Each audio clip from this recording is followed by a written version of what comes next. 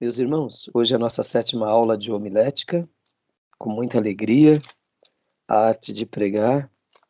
Então a gente vai celebrar muito aqui a Deus, né? Por esse momento, eu diria, porque além de uma aula, é um momento de celebração. Sétima aula, glória a Deus. Fico muito feliz quando a gente vai progredindo assim e já estamos quase chegando no final. Então, e eu quero, como é praxe, ler um texto bíblico com vocês, porque nesse domingo, enquanto eu pregava, puxa vida, eu me lembrei de vocês e me deu uma alegria, por isso talvez eu disse há pouco celebrar, né? Me deu uma alegria. Eu preguei esse domingo no texto de segundo livro de Samuel, capítulo de número 23. Queria ler com vocês aqui aquela passagem que fala sobre os valentes de Davi, ou os guerreiros de Davi. Segundo livro de Samuel, capítulo de número 23, do versículo de número 8 em diante. Mas eu queria ficar aqui, principalmente, numa passagem no terceiro. Vamos ler essa porção todinha, até o versículo de número 12, do 8 ao 12, mas o que eu queria destacar era o versículo 12, de fato.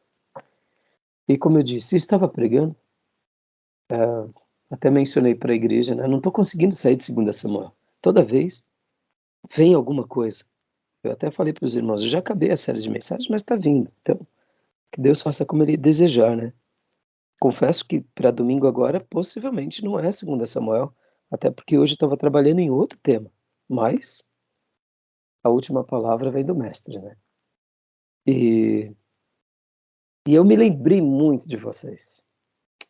Não citei ali, eu citei o exemplo de algumas coisas e enquanto eu citava, vinha no meu coração. Então, por isso que eu disse há pouco, né, que a gente vai estar aqui dando essa aula e fazendo esse momento de aula, mas de celebração, porque é uma celebração para mim, é uma alegria.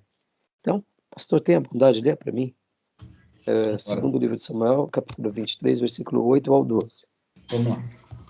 Estes são os nomes dos principais guerreiros de Davi: Jabezão, um taquimonita, chefe dos 3 guerreiros principais.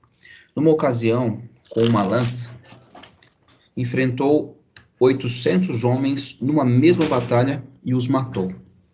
Depois dele, Eleazar, filho de Auitá, Dodô. Ele era um dos 3 principais guerreiros e esteve com Davi quando os filisteus se reuniram em Pas-damim para a batalha. Os israelitas recuaram, mas ele manteve a sua posição e feriu os filisteus até a sua mão ficar dormente e grudar na espada. O Senhor concedeu uma grande vitória a Israel naquele dia, e o exército voltou para onde Eleazar estava, mas somente para saquear os mortos. Depois dele, Samá, filho de Agé, de Arar.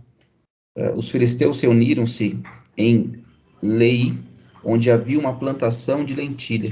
O exército de Israel fugiu dos filisteus, mas Samá tomou posição no meio da plantação, defendeu-a e derrotou os filisteus. O Senhor concedeu-lhe uma grande vitória. Glória a Deus. Olha só, que texto maravilhoso. Você leu até o versículo 12, não é isso? Até o 12, pastor. Ótimo. Leia para mim mais uma vez o versículo 12, por favor. 12. Pois não. Samá tomou posição no meio da plantação, defendeu-a e derrotou os filisteus. O Senhor concedeu-lhe uma grande vitória. Aqui, Jabeção vence 800 com uma. Olha que fantástico. Ele vence 800 homens com uma lança. Enfrenta Jabeção. Eu mencionei domingo. Uma modéstia à parte, eu achei que a minha introdução foi muito boa. Foi um presente essa introdução. Porque eu não tinha essa introdução. Eu não tinha. eu confesso. Eu sabia o que eu ia pregar, que era essa porção. Na realidade, eu preguei até o versículo de número 17. Eu sabia do conteúdo, eu sabia da ideia, mas a minha introdução eu não sabia. E aí, quando eu comecei a fazer minha introdução, eu perguntei assim: você é um valente? Que tipo de valente você é? Valente segundo o mundo ou valente segundo Deus?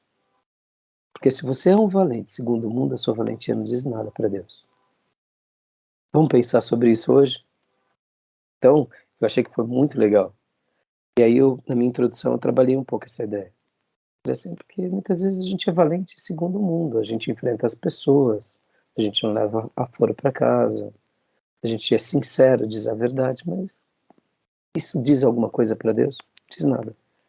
Aqui conta a história de valente segundo o coração de Deus, que é totalmente diferente. Eu falei, olha que presente. É claro que agora falando com vocês até embeleza um pouco mais, mas ali na hora, no calor, né? E aí eu falei de Jabezão. E aí, quando eu falei de Jabezão, eu mencionei algo muito interessante sobre ele, que é o seguinte: quando as mulheres cantavam para Davi que Saul matou milhares e Davi dezenas de milhares, nos dias de Davi, possivelmente se cantava assim: Saul matou milhares, Davi dezenas de milhares e Jabezão centenas de milhares. Fantástico, não? Só que a diferença é que Jabezão foi prestigiado por Davi, porque esse texto foi escrito, possivelmente, porque o texto foi logo depois da morte de Samuel, então o segundo livro de Samuel foram escritos pelos cronistas de Davi. Ora, Saul morria de inveja de Davi, mas Davi não morria de inveja dos seus valentes. Que fantástico, fantástico, fantástico. E aí eu imagino que quando as mulheres cantavam nos dias de Saul,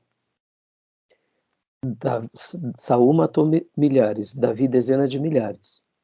Davi ficava meio desconfortável porque viu o semblante ciumado do rei. Mas já nos dias de Davi, quando as mulheres cantavam, Saul matou milhares, Davi dezenas de milhares e Jabezão matou centenas de milhares, Davi dizia: e matou de uma só vez, com uma lança. Esse homem é genial. Devia ser assim que ele celebrava, porque ele não era ciumento, ele compartilhava. Olha que fantástico. Mas não foi ainda isso que eu lembrei de vocês. Eu só estou dando uma pincelada da mensagem. O segundo ponto é Eleasa. Eleasa vai batalhar com os filisteus e o texto diz que ele manteve-se em posição, Israel recua, ele não sai do lugar, ele fica no lugar, ele não vai nem adiante, mas ele fica onde? Na posição. Fantástico, né? A espada é grudada na sua mão, seu braço fica dormente, e aí ele conquista uma grande vitória, e o povo vem logo na sequência para quê? Para pegar o despojo. Eleazar aqui não é ciumento. Ele não manda embora o povo, os soldados medrosos. Ele deixa os soldados compartilhar. Por quê? Porque ele caminhava no mesmo espírito de Davi. Fantástico, né? Ou seja, o que Eleazar deveria estar ensinando para o povo? Poxa, vocês foram medrosos, faça como eu faço. Mas tudo bem, pode pegar os despojos, mas guarda principalmente o seguinte: guarda a lição. Qual é a lição? Vale a pena permanecer onde Deus nos põe. Vale a pena permanecer. Porque mesmo que a gente esteja prestes a morrer, a gente está morrendo numa causa que vale a pena. Fantástico, não? Fantástico. E o terceiro que eu me lembrei de vocês, aí aqui foi de vocês. Por quê? Porque aqui o terceiro também fala a mesma coisa, que Samar, os filisteus vieram contra eles, e os filisteus quiseram que a plantação do que? De lentilha. Mas também Samar toma posição. Quem sabe Samar aprendeu com Eleasa, né? Domingo eu não mencionei isso, mas agora está me vindo essa ideia. Quem sabe Samar aprendeu com Eleasa e ele toma posição, luta e protege pela plantação de lentilha. O que é uma plantação de lentilha? Não é nada. Quantas são as vezes que a gente entrega de mão beijada para o inimigo? Porque, não vou perder tempo com isso. Mas aqui ele está mostrando o seguinte, que uma plantação de lentilha pode ser tudo. O que é a nossa plantação de lentilha? Muitas vezes é o nosso trabalho, muitas vezes é o nosso emprego, muitas vezes é a nossa família, os parentes problemáticos, o nosso dom que a gente está ainda, eu diria, trabalhando com muita limitação. Essa é a nossa plantação de lentilha. Os meus alunos no seminário são a minha plantação de lentilha. Tá entendendo, meus irmãos? Que orgulho, que orgulho, que orgulho.